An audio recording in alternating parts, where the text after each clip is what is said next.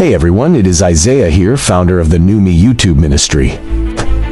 I wanted to create these videos to explain the aftermath of Adam and Eve, and in the scriptures of the Apocrypha, it explains it very in depth.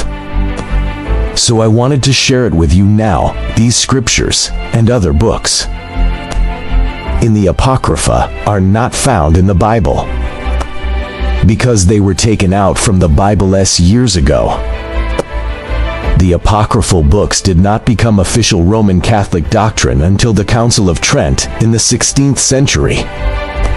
The reason for the Council of Trent was of course a reaction to the Protestant Reformation. And since the Protestant reformers attacked the Roman Catholic Church for getting doctrine from non-inspired books, the issue of the Apocrypha needed to be dealt with at the Council of Trent. Fast forward to the modern day, and this issue of the Apocrypha is still an issue that divides Protestants, Catholics, and Eastern Orthodox. This is why, in Protestant versions of the Bible, such as the King James Version, you will no longer find the Apocrypha. They wanted to take out the reverence and the holiness of Ḥawwah. So I wanted to restore it back to Elohim's people. We must know the truth, because the real truth will set us free. So sit back and enjoy these videos. It will really open your eyes to the truth and questions that you have as we dive into scriptures about the real word of Yahushua. Enjoy and remember, you are a new creation in Ḥawwah.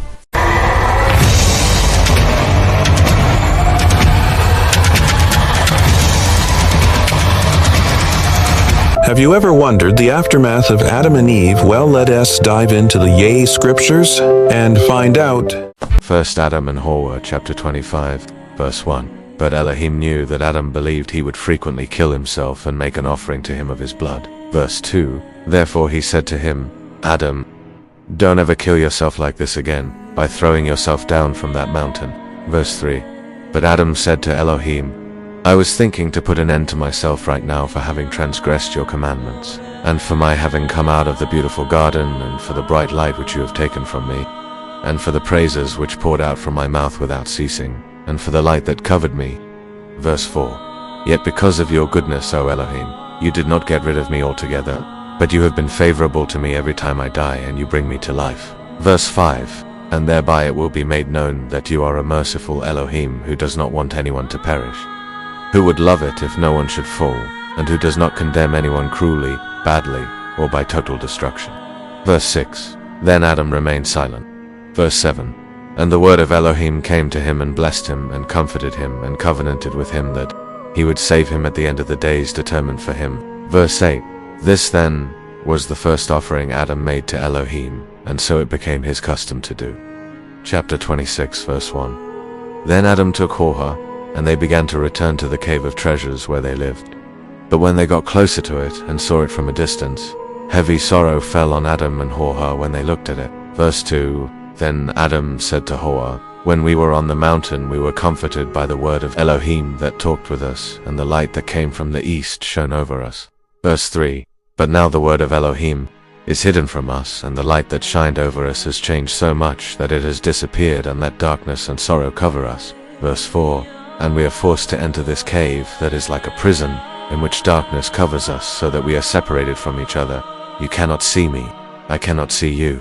Verse 5. When Adam had said these words, they cried and spread their hands before Elohim, because they were full of sorrow. Verse 6. And they prayed to Elohim to bring the sun for them to shine on them, so that darkness would not return to them, and that they wouldn't have to go under this covering of rock. They wanted to die rather than see the darkness. Verse 7.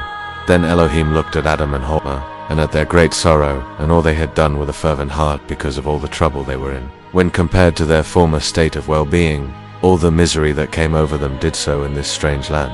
Verse 8.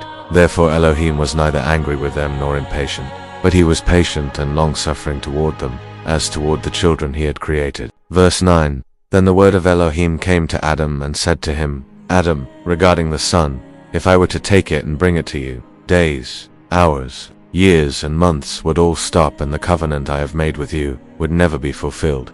Verse 10. And you would be deserted and stuck in a perpetual plague, and you would never be saved. Verse 11. Yes, rather, bear up long and calm your being while you live, night and day, until the fulfillment of the days and the time of my covenant has come.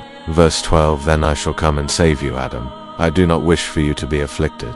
Verse 13. And when I look at all the good things that you lived in before, and why you came out of them, then I am willing to show you mercy. Verse 14. But I cannot alter the covenant that has gone out of my mouth. Otherwise I would have brought you back into the garden. Verse 15. However, when the covenant is fulfilled, then I will show you and your descendants mercy, and bring you into a land of gladness where there is neither sorrow nor suffering, but abiding joy and gladness, and light that never fails, and praises that never cease, and a beautiful garden that shall never pass away.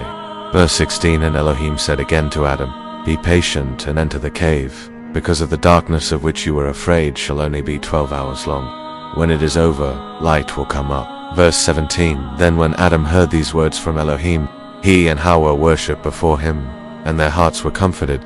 They returned into the cave after their custom, while tears flowed from their eyes.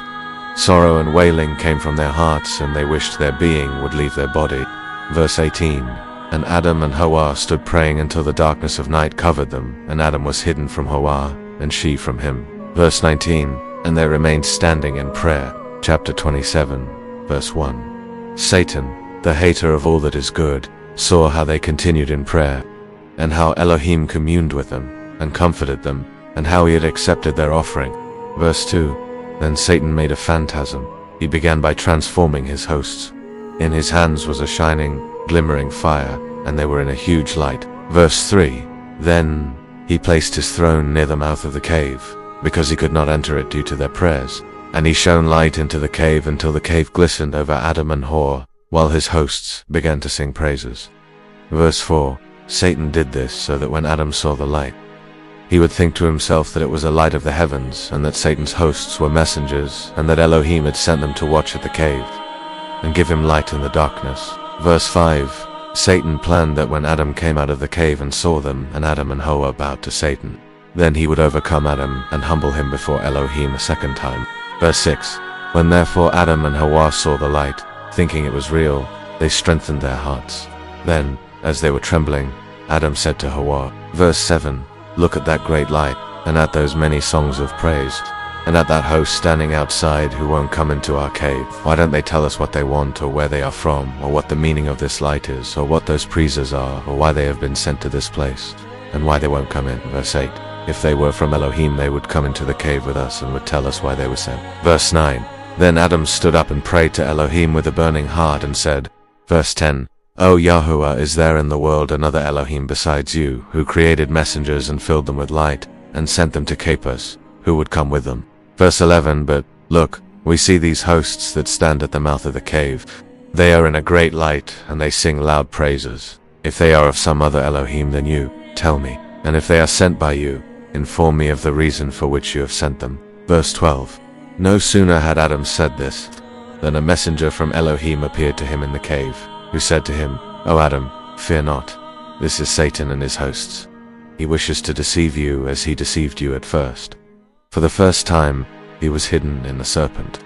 But this time he has come to you in the likeness of a messenger of light, in order that, when you worshipped him, he might enslave you in the very presence of Elohim. Verse 13. Then the messenger went from Aḍam and seized Satan at the opening of the cave, and stripped him of the false image he had assumed, and brought him in his own hideous form to Aḍam and Ḥawwah, who were afraid of him when they saw him.